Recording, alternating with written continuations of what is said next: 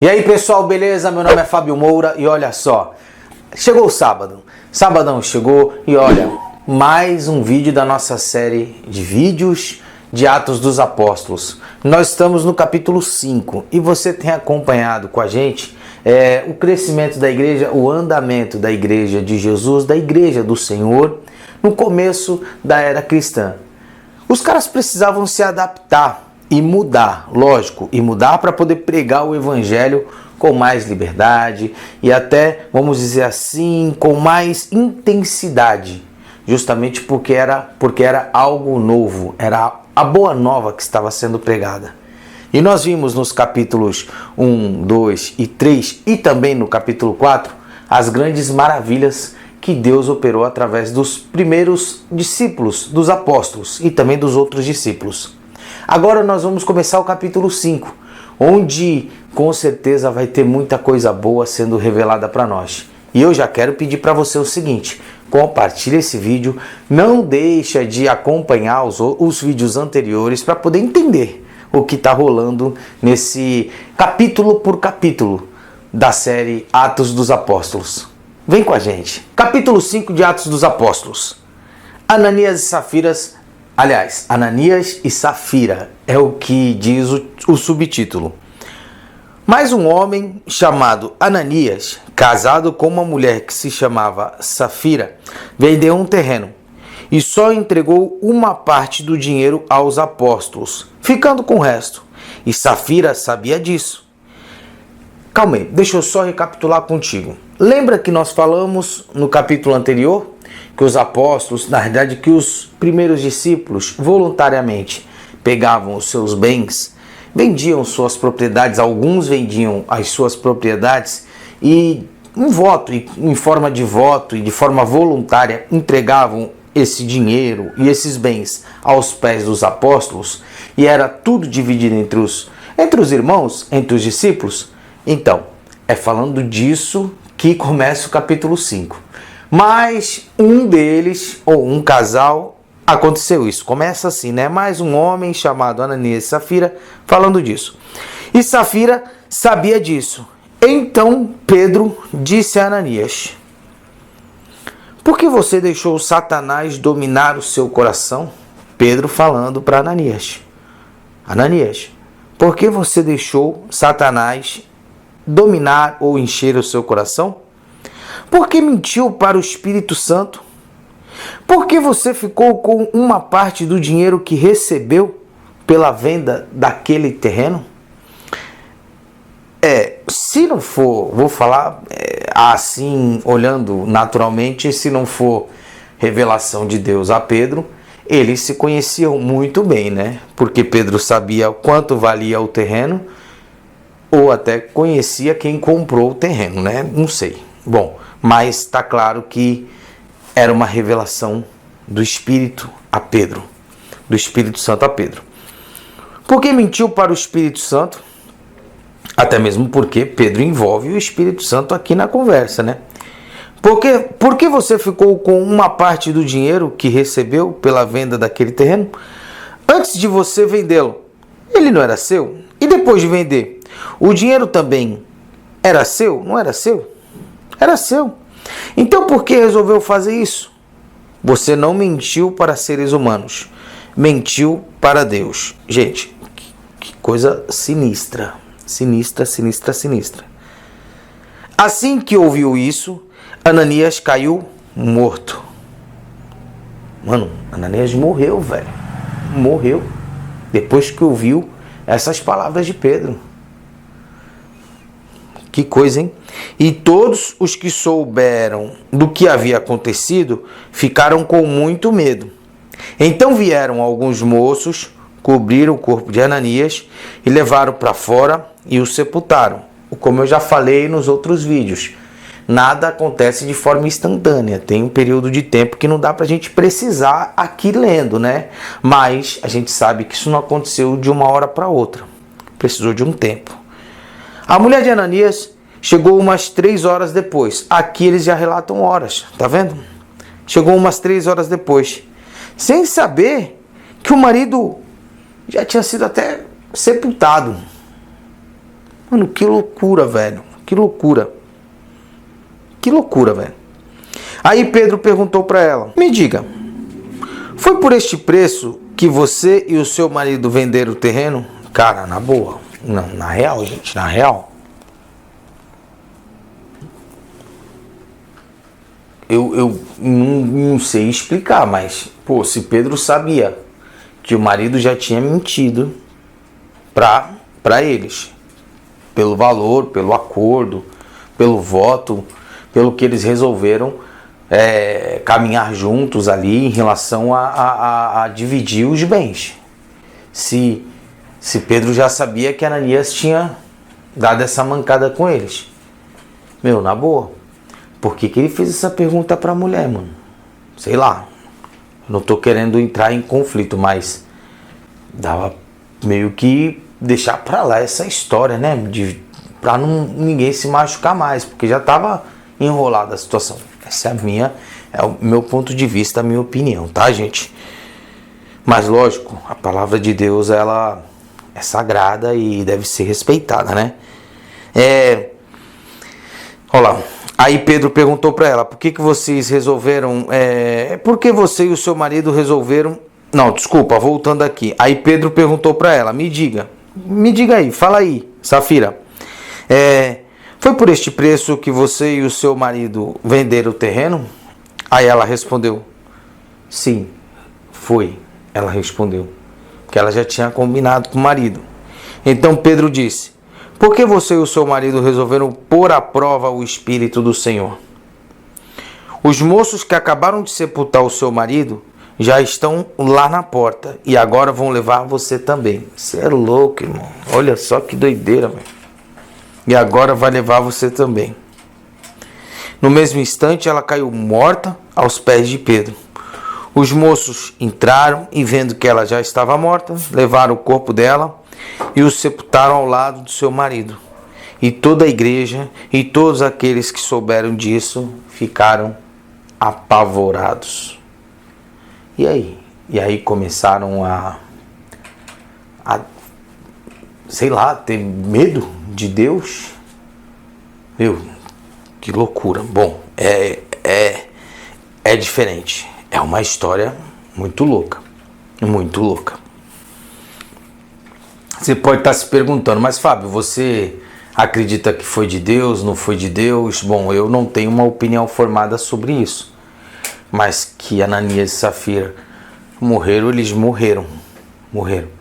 Se foi Deus que matou, se não foi Deus que matou, mano, se foi por causa da desobediência, aí os teólogos, os mandriões aí vão falar. Eu não tenho uma opinião formada, só sei que, olhando como ser humano, é uma situação sinistra. Não recomendo ninguém passar por isso, muito complicado. Os apóstolos faziam muitos milagres e maravilhas entre o povo. E os seguidores de Jesus se reuniam no alpendre de Salomão, porque era uma ideia diferente daquilo que se ensinava dentro do templo de Salomão, tá? Uma igreja dentro de outra igreja, mais ou menos isso. Lá dentro eles ensinavam a lei de Moisés, né? A Torá, e lá fora eles ensinavam a graça. E a graça, ela está sendo ensinada do lado de fora para muita gente. A graça é aquele favor imerecido, feito por Jesus, por nós. Sabe, ele morreu na cruz e nós não merecíamos esse amor. Por isso que eu fico meio suspeito em relação à morte de Ananias e Safira, falar que foi Jesus que fez isso com eles. Mas Jesus já tinha pago um alto preço por eles.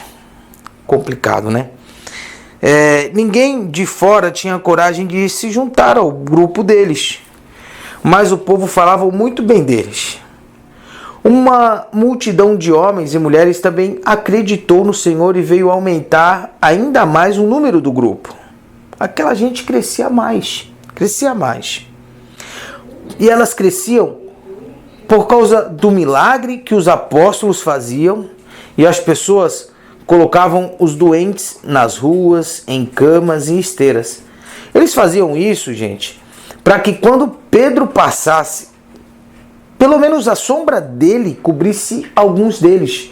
E quando essa sombra cobria eles, eles eram curados. Multidões vinham das cidades vizinhas de Jerusalém, trazendo muitos doentes. E os que eram dominados por espíritos maus também eram curados, eram libertos pelos apóstolos. É isso aí. 17. Então, se liga só. O grande sacerdote, o sumo sacerdote e todos os seus companheiros que eram da parte dos saduceus, ficaram com inveja dos apóstolos. E rola isso mesmo. As pessoas ficam com inveja daqueles que são usados por Deus para fazer um milagre. Não devia ser assim. A galera tinha que se alegrar por ver Deus operando através dos apóstolos. Porém, eles tinham inveja e ficavam bravos com eles. Daí, por causa dessa inveja, eles sempre estavam procurando uma falha neles. Justamente para quê? Para prendê-los. E no versículo 18 está escrito o seguinte: prenderam os apóstolos e os puseram na cadeia. Colocaram os caras na cadeia. Mas, naquela noite que eles foram presos, um anjo do Senhor abriu os portões da cadeia, levou os apóstolos para fora e disse: vão para o templo e anunciem ao povo tudo a respeito desta nova vida. Rapaz, os caras dentro do templo não estavam vivendo uma nova vida. E o anjo pediu para eles anunciarem dentro do templo, a respeito dessa nova vida. Os apóstolos obedeceram e no dia seguinte, bem cedo, entraram no pátio do templo e começaram a falar dessa nova vida. Daí, lógico, o mandrião, o sumo sacerdote e os seus companheiros chamaram os líderes do povo para uma reunião do Conselho Superior. Se juntaram. Depois mandaram que alguns guardas do templo fossem buscar os apóstolos na cadeia. Porém, quando os guardas chegaram lá, não encontraram os apóstolos. E lógico, eles pensaram, alguém facilitou a fuga dos caras. Então voltaram para o lugar onde o conselho estava reunido e disseram: nós fomos até lá e encontramos a cela deles bem fechada e os guardas vigiando os portões. Estava todo mundo lá vigiando. Mas quando abrimos a cela, quando abrimos o local que eles estavam, eles não estavam lá dentro. Eles fugiram. Eles não estavam lá. Daí, quando os chefes dos sacerdotes e o chefe da guarda do templo ouviram isso, ficaram sem saber o que pensar sobre o que havia acontecido com os apóstolos. Nesse momento, chegou alguém dizendo: escutem. Se liga, homens de Deus. Se ligam, homens. Se liga. Escutem. Os homens que vocês prenderam estão lá no pátio do templo. Então eles estão lá no povo, lá no meio do povo, ensinando. Vocês não prenderam eles? Pois bem, eles estão lá, ensinando. Então o chefe da guarda do templo e os seus homens saíram e trouxeram os apóstolos. Mas não maltrataram eles, porque tinham medo de serem apedrejados pelo povo. Lógico, o povo estava com eles, porque o povo gosta do lance do milagre, da maravilha. Isso é bom pro povo, o povo queria isso. E apedrejar Pedro não ia ser legal, né? Depois puseram os apóstolos em frente ao conselho. E o sumo sacerdote, o grande sacerdote, o chefe de lá, o mandrião, disse o seguinte: nós ordenamos que vocês não ensinassem mais nada a respeito dessa nova vida aqui para essas pessoas, não foi? Nós não ensinamos isso? E o que vocês fizeram? Espalharam esse ensinamento por toda a cidade de Jerusalém, velho. Vocês não param de falar, velho. Vocês não param. Vocês não param de falar. E ainda querem nos culpar pela morte de Jesus, dele. Então Pedro e os outros apóstolos responderam o seguinte: pensa comigo. Nós devemos obedecer a Deus ou às pessoas? Ou a vocês? E como tem gente querendo se amostrar para as pessoas, obedecer pessoas e não a Deus. Na boa. Até aquilo que parece ser de Deus e outras pessoas mandam você fazer, mas no seu coração você entende que aquilo não é de Deus, mano. Você não deve obedecer aquelas pessoas, e sim a vontade de Deus que arde na tua mente, que arde no teu coração. Meu, para de fazer o que os homens mandam, das ordens que não vêm de Deus, e faz a vontade de Deus, meu, que você vai viver bem, e vai viver bem mesmo. Então Pedro disse e tal, aí continuando falando, os senhores crucificaram Jesus, mas o Deus dos nossos antepassados ressuscitou Jesus. E Deus o colocou à sua direita como líder e salvador, para dar ao povo de Israel a oportunidade de se arrepender e receber o perdão dos seus pecados. Que da hora, né, velho? E receber o perdão dos seus pecados. Nós somos testemunhas disso, nós vimos isso. Nós e o Espírito Santo que Deus dá às pessoas que obedecem a Ele. Nós somos testemunhas. Quando os membros do conselho ouviram isso, ficaram com tanta raiva, que resolveram maltratar, que resolveram matar os apóstolos. Mas levantou-se um dos membros do conselho, um fariseu chamado Gamaliel. Guarde esse nome, Gamaliel, guarde esse nome. Que era um cara que entendia da lei, que era mestre da lei e respeitado por todos. Mestre e respeitado por todos, porque o cara sabia mesmo. Ele sabia. Ele mandou que levasse os apóstolos para fora e deixassem eles ali um pouco para tentar conversar. E aí ele falou o seguinte para o conselho: homens de Israel, cuidado com o que vão fazer com esses caras. Vocês tomem cuidado com o que vocês vão fazer com esses caras. Toma cuidado. Sabe por quê? Há pouco tempo um homem apareceu chamado Teudas, que se dizia muito importante e que esse conselho conseguiu reunir 400 e que ele conseguiu reunir 400 seguidores. Esse cara que apareceu aí. Mas ele foi morto e todos os seus seguidores foram espalhados e a revolta dele fracassou. Não deu certo. Não deu certo. Não deu certo. Depois dele apareceu um tal de Judas, o Galileu. Na época do recenseamento, na época do censo, este homem conseguiu também juntar muita gente. Ele morreu, ele foi morto. Os revoltados a gente mata, não é assim? Ele foi morto, ele foi morto. E todos os seus seguidores foram espalhados. Portanto, neste caso agora, não façam nada contra esses homens. Deixe que eles vão embora. Deixe que eles vão embora. Porque se este plano ou este trabalho vem de seres humanos, ele vai desaparecer. Porque afinal de contas o líder deles nós já matamos. Olha o pensamento de Gamaliel. Mas se for de Deus, mano, vocês não poderão destruí-los. Vocês não vão poder acabar com a obra, com isso. Pois neste caso estariam lutando contra o próprio Deus. Aí o conselho aceitou a opinião de Gamaliel, cara inteligente.